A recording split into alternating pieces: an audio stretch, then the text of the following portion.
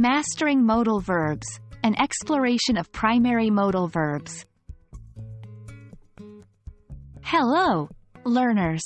Welcome back to our English language learning journey. Today, we are going to delve into an exciting topic, primary modal verbs. These little but powerful words can change the meaning of your sentences and make your English more precise. Let's get started. First things first, let's understand what primary modal verbs are. In English, primary modal verbs are a small group of verbs that are used to express various states of necessity, ability, permission, or possibility. The primary modal verbs are can, could, may, might, shall, should, will, would, and must. Now that we've identified the primary modal verbs, let's learn how to use them.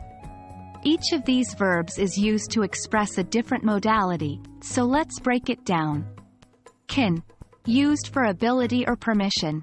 Could, used for past ability, permission, or polite requests. May, used for permission or possibility. Might, used for slight possibility.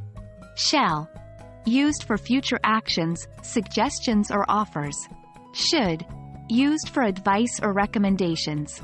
Will, used for future actions, promises or offers. Would, used for hypothetical situations, politeness or a repeated action in the past. Must, used for necessity, obligation or logical deduction.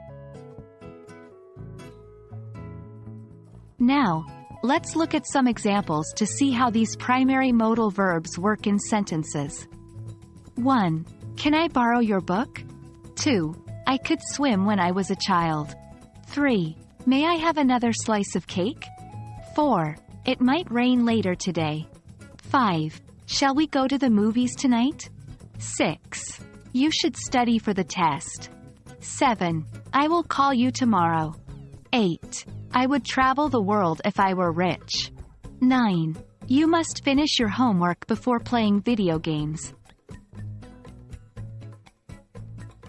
So, there you have it. A quick and effective guide to using primary modal verbs in English. Remember, these modal verbs are small but mighty, and they can make a big difference in your communication. Keep practicing and experimenting with these verbs to make your English more fluent and expressive. Hope you found this video helpful, and we'll see you in our next lesson.